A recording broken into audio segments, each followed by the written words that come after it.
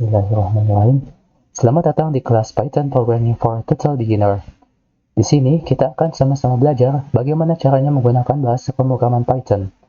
Dan untuk kalian yang sama sekali belum punya pengalaman di dunia programming, jangan khawatir karena kita akan belajar step by step secara bertahap dan tentunya dengan melakukan project atau praktek pada setiap tahapannya. Kabar baik lainnya, kelas ini bersifat gratis alias tidak dipungut biaya sama sekali. Oke, tanpa panjang lebar lagi langsung saja kita masuk ke chapter pertama. Pada chapter pertama ini, kita tidak akan langsung terjun dan bermain dengan Python. Namun, terlebih dahulu kita akan melakukan sedikit persiapan dan perkenalan.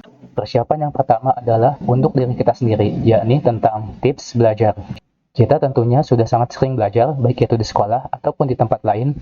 Namun, sudah seberapa seringkah kita mempelajari bagaimana cara belajar? Atau ringkasnya, apa sih yang diri kita perlukan atau harus miliki untuk belajar? Yang harus kita miliki adalah TNDUIT. TNDUIT di sini bukan duit atau uang ya. Namun, TN yang maksud di sini adalah tekad dan niat. Pertama, tanamkanlah dalam diri kita bahwa sekarang ini kita sedang melakukan sesuatu yang seru. Kita sedang bermain, kita sedang bersantai.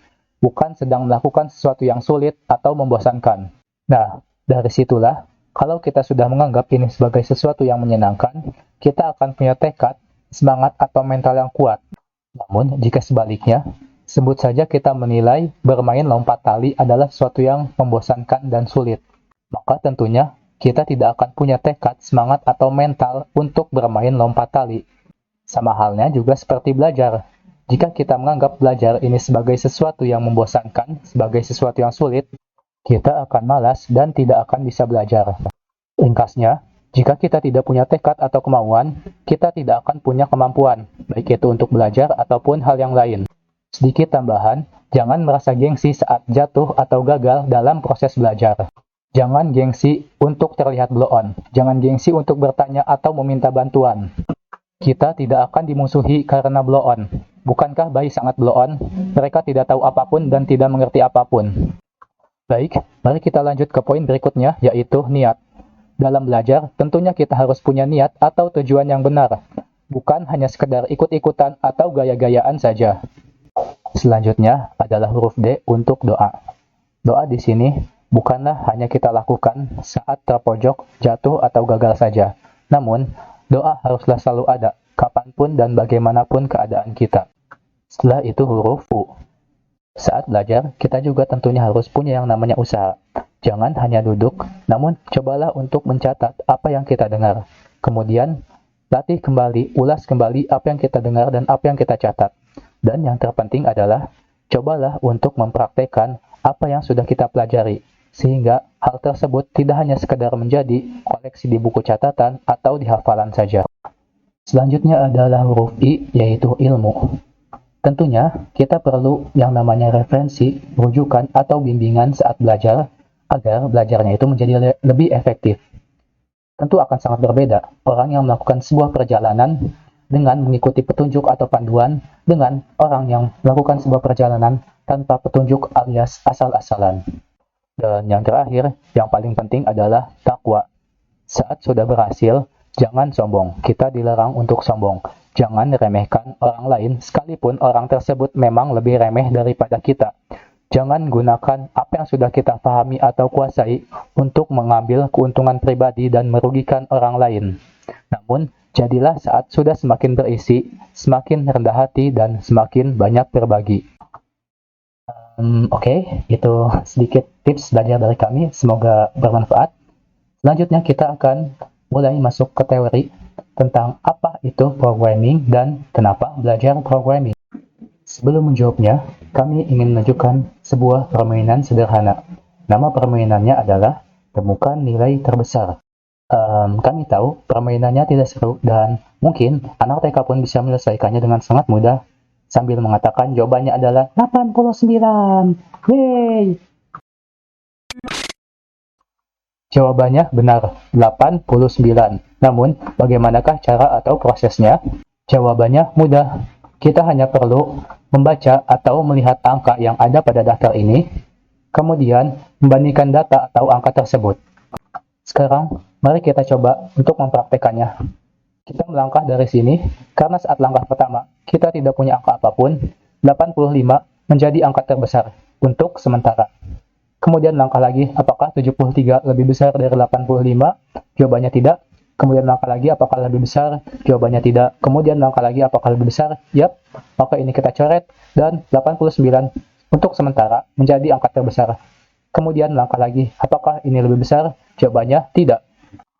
Dan karena tidak ada angka lagi setelah ini, maka permainan pun selesai dan jawabannya ketemu, 89. Oke, mudahkan permainannya. Sekarang bagaimana kalau kita coba untuk tingkatkan level kesulitan permainannya? Dan ini dia. Kita mungkin masih bisa menyelesaikan permainan ini dengan mudah karena datanya tidak terlalu banyak. Namun, bagaimana jika jumlah datanya ada 1000? Misalkan seperti ini. Nah, apakah kita akan melakukan pengecekan satu persatu secara manual seperti sebelumnya dari awal sampai ke akhir sini? Jawabannya tentu tidak. Karena meskipun permainannya ini sebenarnya mudah dan anak TK pun bisa menyelesaikannya, namun karena sekarang jumlah datanya sangat banyak, kita mungkin akan angkat tangan atau menyerah bahkan sebelum mencobanya. Lalu, bagaimana solusinya? Solusinya adalah dengan cara menggunakan bahasa pemrograman. Dengan bahasa pemrograman, kita bisa selesaikan tugas ini dalam waktu kurang dari 1 detik. Ya, kurang dari 1 detik. Oke, sekarang waktunya kita kembali ke pertanyaan yang sebelumnya, yaitu tentang apa itu bahasa pemrograman atau programming language dan kenapa kita belajar programming language. Jawabannya adalah programming language atau bahasa pemrograman adalah bahasa yang kita gunakan untuk berbicara, berkomunikasi, atau memberikan susunan instruksi pada komputer. Mungkin definisinya ini agak kurang sesuai dengan apa yang ada di Wikipedia ataupun sumber-sumber lainnya. Namun, kami harap kalian, yaitu yang masih pemula, bisa mencerna maksud dari programming language dengan mudah. Jadi, programming itu sederhananya seperti ini. Di sini kita punya contoh tentang program atau susunan instruksi yang kita berikan pada komputer. Nah, ini instruksi yang pertama kita berikan di sini seakan-akan mengatakan, "Hai komputer, tolong print atau tampilkan datanya." Maka komputer menampilkannya di sini. Ada 1000 buah angka. Kemudian kita mengatakan lagi pada komputer di sini, ini merupakan logik utama yang sangat mirip seperti yang kita lakukan sebelumnya, yaitu melihat dan membandingkan angka, apakah ini lebih besar, apakah ini lebih besar, apakah ini lebih besar, apakah ini lebih besar, dan sampai ke akhir sini. Dan terakhir, kita mengatakan pada komputer untuk menampilkan atau memprint datanya, "Hai komputer, tampilkan hasilnya." Maka komputer menampilkan hasilnya ini. Oke, kami harap penjelasan tadi sudah bisa sedikit memberikan gambaran tentang apa itu program atau programming. Sekarang kita lanjut ke pertanyaan berikutnya, yaitu kenapa belajar programming language atau bahasa pemrograman? Jawabannya karena komputer adalah sebuah alat yang powerful. Dan ngomong-ngomong soal komputer di sini, kita mungkin berpikir komputer adalah sebuah benda yang ada di sekolahan atau perkantoran yang mana gunanya itu untuk mengetik, bermain game, dan semacamnya. Namun sebenarnya tidak. Komputer lebih dari sekadar itu. Oke, kembali lagi ke pertanyaan kenapa belajar programming. Jawabannya karena komputer adalah sebuah alat yang powerful. Dan dengan memahami programming, kita bisa memanfaatkan power atau kemampuan komputer tersebut untuk membantu mengerjakan tugas-tugas yang perlu kita selesaikan. Kami buatkan gambaran sederhana supaya lebih mudah dipahami. Oke, mari kita coba untuk buatkan gambarnya di sini. Mungkin kita perlu layar yang hitam semua. Sebut saja ada seorang bernama Mr. X. Dia tinggal di desa dan ingin pergi ke kota. Kotanya cukup jauh. Untuk sampai ke kota, Mr. X perlu berjalan selama 3 jam. Cukup lama. Maka dari itu Mr. X perlu sebuah alat yang membantunya. Nama alatnya adalah sepeda. Kita buatkan sepeda untuk Mr. X. Lingkaran kecil, diberi garis, diberi garis, diberi garis, diberi garis. Miring. Diberi garis, diberi garis, diberi garis, dan jadi sepeda. Oke, sepeda yang jelek biarin. Yang penting bisa sampai ke kota. Mungkin kalau berjalan, Mr. X perlu waktu 3 jam, dan sementara kalau naik sepeda hanya perlu waktu 30 menit. Cepat banget ya. Ya, soalnya jalannya itu turun jalannya.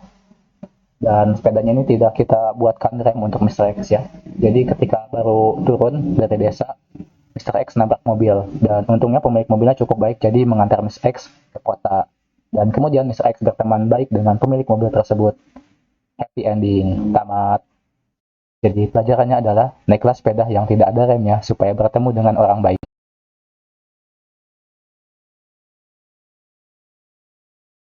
Maaf, ceritanya mungkin terlalu keluar dari pembahasan. Tapi intinya karena tadi Mr. X ke kotanya naik mobil, harusnya kan naik sepeda ya. Tapi intinya karena Mr. X ke kotanya naik menggunakan alat, Mr. X hanya perlu waktu 30 menit. Sementara jika tanpa menggunakan alat, Mr. X akan kelelahan dan memerlukan waktu yang lebih lama, yaitu 3 jam. Nah, begitu juga dengan alat yang bernama komputer ini. Dengan menggunakan komputer, kita mungkin bisa menyelesaikan tugas atau pekerjaan yang memerlukan waktu berjam-jam atau berminggu-minggu, bahkan berbulan-bulan mungkin, hanya dalam waktu sekejap mata. Ya, sekejap mata. Seperti misalkan permainan sederhana ini, permainan temukan nilai terbesar ini. Kita mungkin untuk menyelesaikannya perlu waktu berapa lama? 1 jam atau mungkin 1 hari. Sementara komputer bisa menyelesaikannya dalam waktu kurang dari 1 detik. Contoh realnya seperti berkirim pesan. Generasi sebelum kita mungkin memerlukan waktu berminggu-minggu untuk mengirim pesan keluar kota.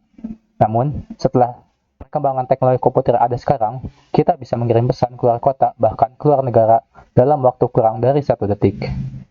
Contoh real lainnya adalah seperti mengecek LJK. Nah, seperti ini misalkan, kita mungkin perlu waktu yang cukup lama untuk melakukan pengecekan secara manual, apakah nomor 1 jawabannya benar, apakah nomor 2 jawabannya benar, apakah nomor 3 jawabannya benar, dan seterusnya, sampai ke nomor 60. Ini mungkin terdengar seperti permainan, temukan nilai terbesar yang kita lakukan sebelumnya. Hanya saja, konsep atau cara menyelesaikannya sedikit berbeda. Namun tentunya anak TK pun masih bisa menyelesaikannya dengan mudah kalau hanya mengecek apakah nomor 1 jawabannya benar, apakah nomor 2 jawabannya benar, apakah nomor 3 jawabannya benar, sampai ke nomor 60. Dan ngomong-ngomong di sini kunci jawabannya adalah A. Dari nomor 1 sampai ke nomor 60, semuanya jawabannya A. Mungkin ada di antara kalian yang bertanya, apakah komputer juga bisa menyelesaikannya secara otomatis seperti permainan temukan nilai terbesar yang sebelumnya? Jawabannya adalah ya. Oke, mari kita coba lihat di sini. Kami sudah menulis sebuah script sederhana yang mana fungsinya untuk melakukan pengecekan LJK secara otomatis. Dan namanya adalah Bobo, nilainya 11,7. Sini BO, nilainya 11,7 karena Bobo hanya Bobo di kelas. Ini hanya sedikit jawabannya yang A ya, sama LJK seperti yang tadi. Oke, kita coba lihat lagi lembar kerja yang lain. Kita jalankan lagi dan namanya adalah Yay. Yay. Namanya Yay karena dia nilainya 10 atau 100 dan dia menjawab A semua. Yay.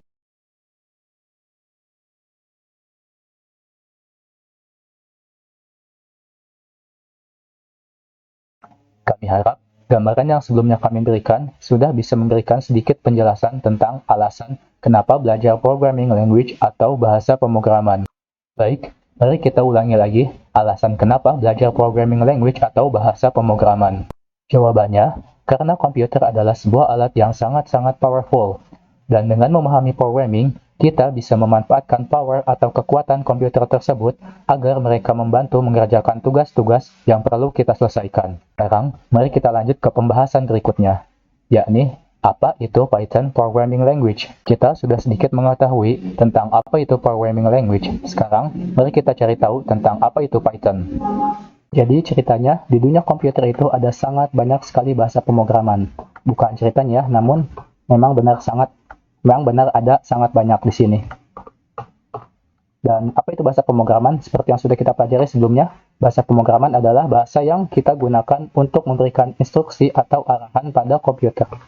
Nah, salah satu bahasa pemrograman tersebut namanya adalah Python, yang mana yang akan kita pelajari di sini.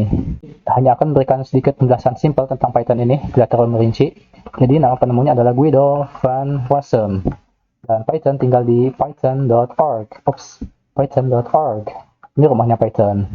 Mari kita coba untuk mengunjungi rumahnya Python. Pertama, buka web browser, lalu tekan Ctrl L, Ctrl plus L, atau klik di address bar ini. Kemudian ketik python.org. Dan ini dia rumahnya Python. Baik, kami rasa penjelasan tentang Python-nya sudah cukup.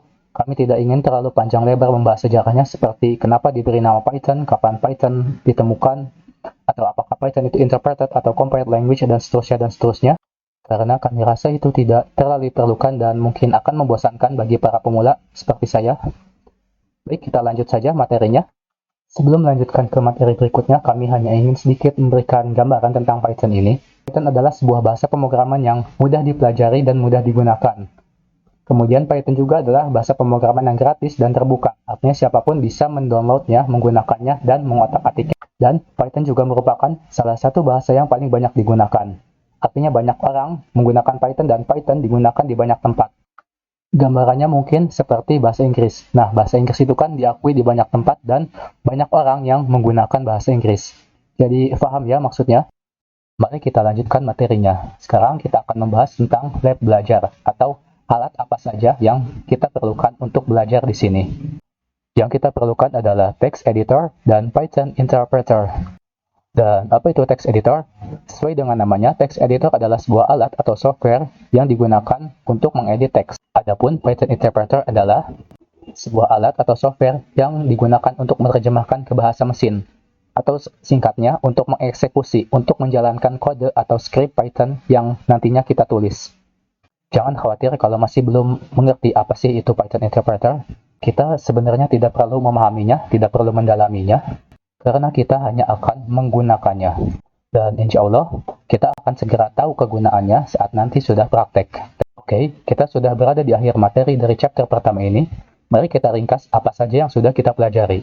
Pertama, tadi kita sudah mempelajari tentang tips atau cara belajar. Tipsnya adalah TNDUIT, yaitu tekad, niat, doa, usaha, ilmu, dan takwa. Kemudian, kita juga sudah sedikit mempelajari tentang apa itu programming language atau bahasa pemrograman, lalu mempelajari tentang kenapa belajar programming. Lalu setelah itu kita sedikit berkenalan dengan Python, dan terakhir, kita sedikit membahas tentang apa itu text editor dan Python interpreter. Sekarang, waktunya untuk praktek. Yeay! Namun sebelum itu, prakteknya akan di-PR-kan. PR. Sebenarnya PR-nya mudah. Oke, kami sebaiknya tidak sebut PR karena PR terkesan membosankan. Jadi kami sebut praktik. Prakteknya mudah, kalian hanya perlu mencobanya, hanya perlu berusaha, yaitu huruf U, pada TNDUIT yang tadi sudah kita pelajari. Jangan takut untuk mencoba, biarin salah juga nggak apa-apa, karena nanti kita akan mempraktekannya secara bersama-sama.